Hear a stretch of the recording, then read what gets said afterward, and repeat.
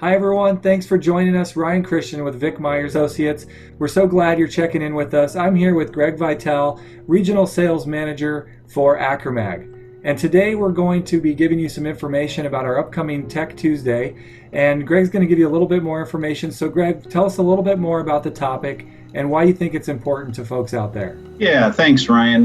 Today we're going to be talking about a design walkthrough for a xilinx-based FPGA board, and you'll get a chance to understand the Vivado tool set and the process to take an existing design that we provide in our EDK and modify it to your requirements.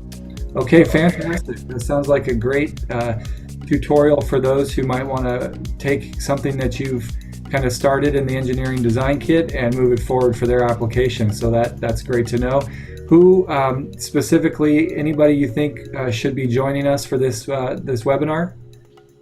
Yeah, I think people who are starting a new FPGA project will benefit from this tutorial.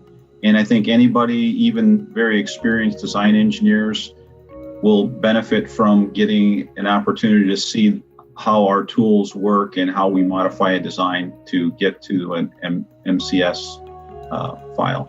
So it sounds like we have a good range of information for beginners all the way to advanced FPGA folks out there.